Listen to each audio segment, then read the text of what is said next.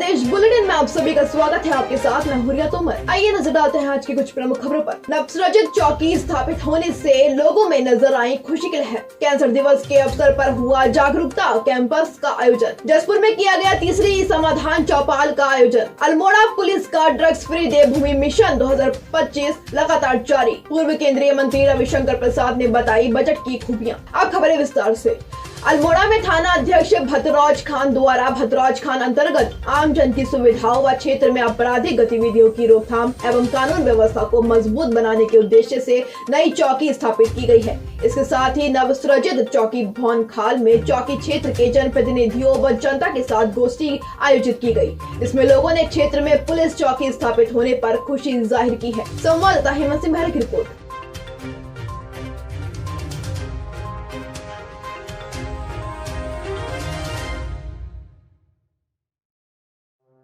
अल्मोड़ा में उपवास जिला अध्यक्ष व एसएसपी अल्मोड़ा के निर्देशन में विश्व कैंसर दिवस के अवसर पर जागरूकता कैंप का आयोजन किया गया। वहीं कैंप में उपस्थित महिला पुलिस कर्मियों व पुलिस परिवार की महिलाओं को ब्रेस्ट कैंसर के प्रति जागरूक करते हुए इस गंभीर बीमारी के कारणों व लक्षणों की जानकारी दी गई। साथ ही इसकी रोकथाम के तरीके बताए गए। संवाददाता हेमंत सिंह की रिपोर्ट।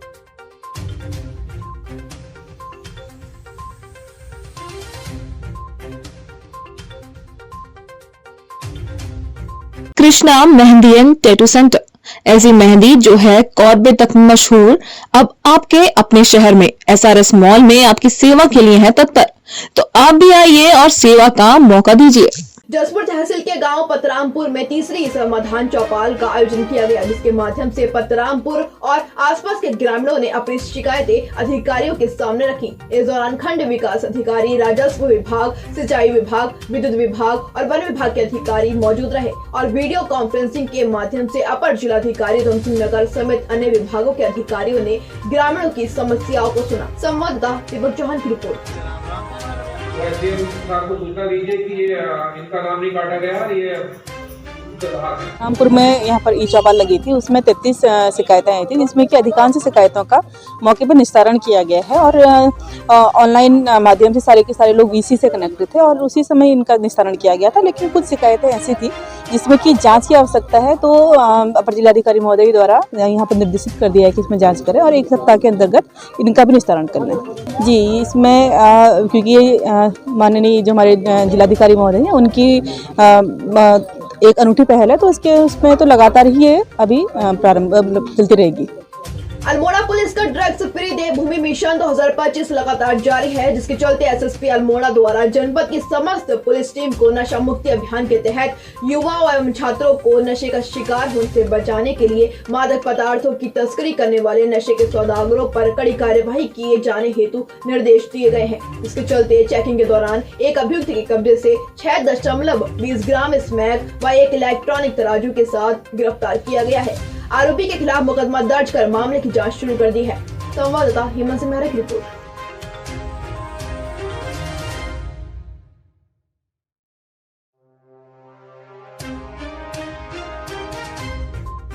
देहरादून में बीजेपी मुख्यालय में एक प्रेस कॉन्फ्रेंस आयोजित की गई, जिसमें पूर्व केंद्रीय मंत्री रविशंकर प्रसाद द्वारा केंद्रीय बजट 2023-24 की खूबियां बताई गई। आपको बता दें कि हाईकमान के आदेश अनुसार मंत्रियों, पूर्व मंत्रियों को देश भर के लोगों को बजट की खूबियां बताने की जिम्मेदारी दी गई है। संवाददाता मनोज कुमार की रिपोर्ट।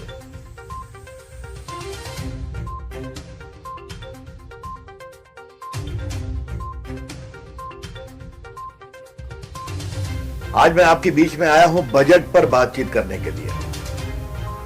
अभी बजट पेश हुआ है तो केंद्र से योजना बनी है कि देश में हर जगह प्रमुख शहरों में, राजधानियों में वरिष्ठ नेतागण जाएंगे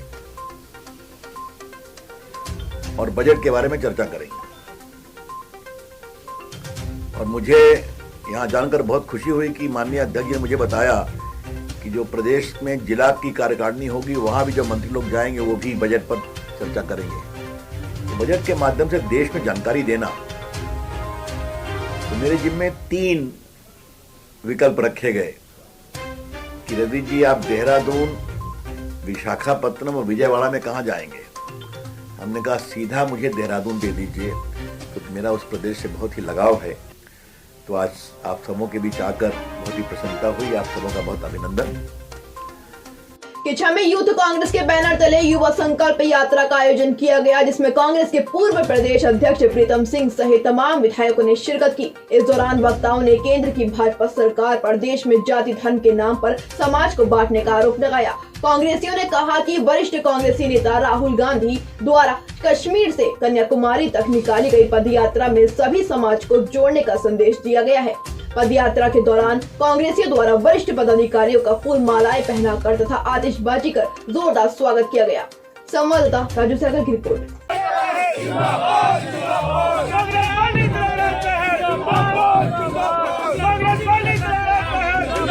चुनौतियां हमारे सामने हैं, उन चुनौतियों को लेकर के इस यात्रा का आयोजन किया गया है।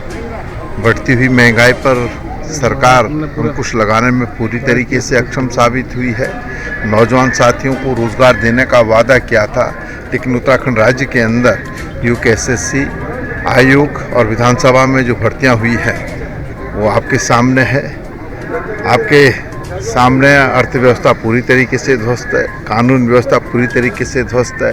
अंकिता भंडारी हत्याकांड, जिसकी सीबीआई जांच के लिए पूरा प्रदेश चीख चीख करके कह रहा है, लेकिन सत्ता में बैठे हुए लोगों के कान पर जूं तक नहीं रेंग रही है।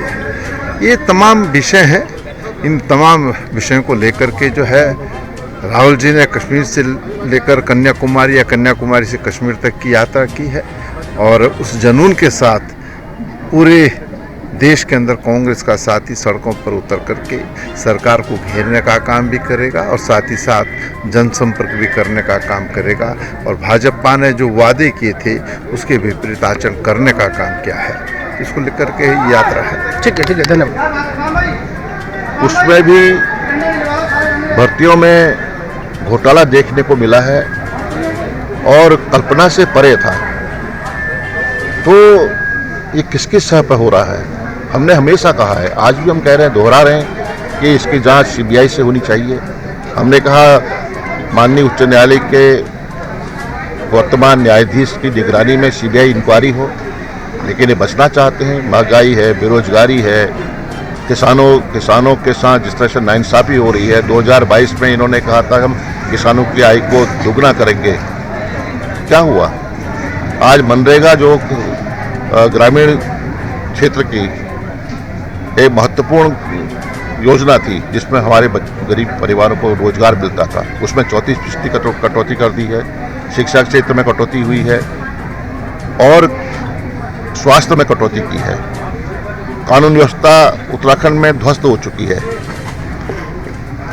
और कुछ पूंजीपति लोग को संरक्षण सह दी जा रही है। देश की आर्थिकी कमजोर होती जा रही है, अर्थव्यवस्था चरमरा चुकी है।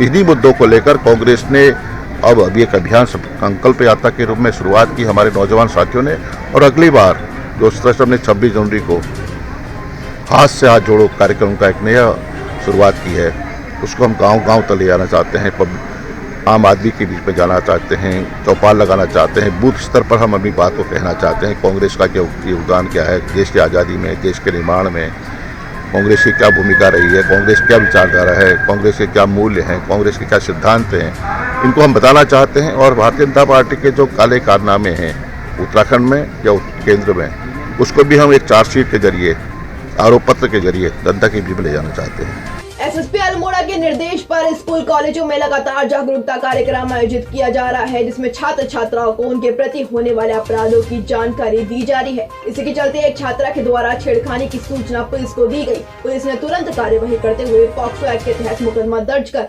आरोपी को गिरफ्तार किया है, जिसके विरुद्ध आगे की कार्यवाही की जा रही है। संवाददाता हेमंत सिंह भारे की रिपोर्ट।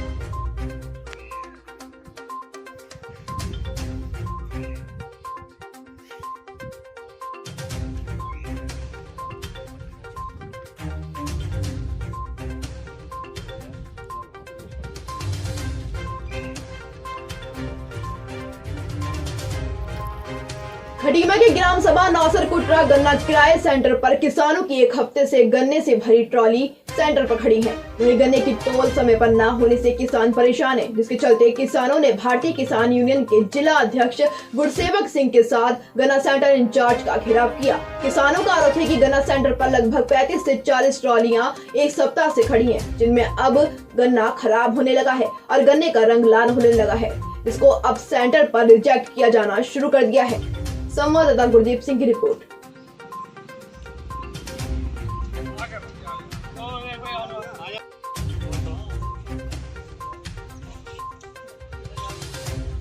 क्या किसानों का गन्ना सूख रहा है, गन्ना लाल हो रहा है, खेत से गन्ना उठ नहीं पा रहा है।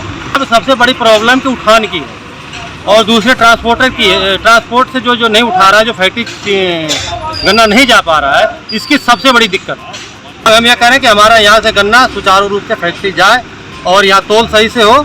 यहाँ पे जो जब से सेंटर ये चला तब से ही ये प्रॉब्लम है। बीच में एक आध बार सही हुआ था, फिर से ये प्रॉब्लम रेगुलर कंटिन्यू बना हुआ है और 8 दिन 10 दिन बाद ट्रालिया नंबर आता है। उसके बाद से कभी बीच में आके कितने लोगों के जो सुपरवाइजर साहब आते हैं यहाँ, इंस्पेक्टर जी, वो रिजेक्ट कर जाते हैं ट्रालिया। किसान यहाँ से हार मान के वापस ले जाता है, फिर सफाई करवाता है, उसके बाद फिर वापस लाता है, फिर वही हालात बन जाता है। तो यहाँ से ले जाने के बाद इतना नुकसान करता है, सफाई फिर खर्चा देता है, सब कुछ करता है। और यहाँ तक कि अब तक कई बार इनको कहा गया लेकिन कोई चीज़ की सुनाई नहीं। तो फिर हमने अध्यक्ष जी को हमने कहा है, अपने किसान यूनियन के जो जिला अध्यक्ष जी है गुरसेवक जी, उनको बोला है, उन्होंने बात किया है। अभी जीएम साहब से भी बात किया है, सीसीओ जी को यहाँ बुलवाया है कि यहाँ का जो निस्तारण करने के लिए, कि ताकि फिर से हमारा ये जो जाम लगा हुआ है वो क्लियर हो सके। मैंने 3 दिन पहले भी सीसीओ को फ़ोन किया था, तो उस दिन उन्होंने, मेरे ख्याल किसान बता रहे हैं कि 3 ट्रक भेजकर गन्ना उठवाया। उसके बाद फिर लगातार जो है आप देख ही रहे हैं, बहुत ही किसानों की समस्या बनी पड़ी है यहाँ पर। जहाँ पर लगभग डेली जो टारगेट है वो 700 से 800 कुंटल गन्ना जो है डेली तुलना चाहिए। तो गन्ना जो है 250 से 300 कुंटल तुल रहा है। गन्ना लगातार जमा हो रहा है। फिर जो गन्ना जमा हो रहा है वो किसान का अब ख़राब भी हो रहा है। और अब जो सीसीओ है वो पता चला है इंचार्ज को मना कर रहा है कि किसानों का गन्ना मत लेना, क्योंकि ये गन्ना खराब हो गया है। बताओ, अगर ये तो सब चीनी मिल की जिम्मेदारी बनती है। अगर किसान यहाँ गन्ना लेके आया, उनका गन्ना नहीं लिया गया, तो किसान का क्या कसूर है? ये जो सीसीओ है ये बहुत ही बुरी तरीके से अपनी मनमानियां कर रहा है। कहाँ हैं सब लोग? शाम की चाय तो एक साथ होनी चाहिए, सब लोग एक साथ बैठना ही नहीं चाहते। पापा, try this. लो, सब लपक लिए।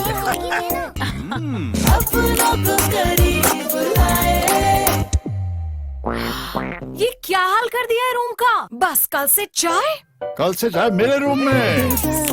देवरपन नमकीन को करीब। रामनगर कोतवाली पुलिस ने ग्राम सावल्दी के पास एक शव बरामद किया था, जिसके बाद पुलिस ने परिवार की तहरीर के आधार पर हत्या का मुकदमा दर्ज किया था। घटना का खुलासा करते हुए अपर पुलिस अधीक्षक हरबंस सिंह ने बताया कि आरोपियों को कोर्ट में पेश करने की कार्यवाही की जा रही है। वहीं आरोपियों को गिरफ्तार करने वाली पुलिस टीम को एसएसपी पंकज भट्ट ने 5000 रुपए नगद इनाम देने की घोषणा की है। संवाददाता कैलाश गोयल की रिपोर्ट। और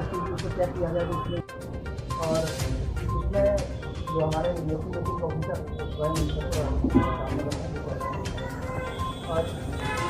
जो हत्याकांड हुआ था उसमें 3 आरोपी पकड़े गए हैं। उसमें 1 मंथ ऊपर सूचना आने के बाद हमारे प्रभारी निरीक्षक रामनगर मौके पर गए और मर्डर में जो मृतक है उसकी रमेश चंद्र के रूप में पहचान हुई, जो पूर्व सावल्दे का रहने वाला है। और उसकी माता मानुली देवी के द्वारा हमारे थाने पर तहरीर दी गई, जिसमें दीपक उर्फ दीपू और मृतक रमेश चंद्र की पत्नी हिमा पर ये शक लाइट किया गया, इन्होंने मर्डर किया है। इनको पूछताछ के लिए लाया गया, इनके द्वारा फोन किया गया, इन्होंने मर्डर किया है। और इनके द्वारा ये बताया गया कि इनका जो दीपक का दोस्त है दिगंबर, वो भी इस हत्या में शामिल है और उसने पूरी रैकेट की थी। इसमें 3 लोगों को अरेस्ट किया गया, तीनों को आज माननीय न्यायालय के समक्ष पेश किया जाएगा। और इसमें वरिष्ठ पुलिस अधीक्षक महोदय के द्वारा 5000 रुपये नगद इनाम की घोषणा की गई। रामनगर कोतवाली पुलिस ने नशे के खिलाफ अभियान चलाते हुए एक आरोपी को गिरफ्तार किया है। साथ ही उसके कब्जे से भारी मात्रा में गांजा बरामद किया है। आपको बता दें कि गिरफ्तार आरोपी 25,000 रुपए का इनामी बदमाश भी है, जो कि काफी समय से फरार चल रहा था। संवाददाता कैलाश गोयल की रिपोर्ट।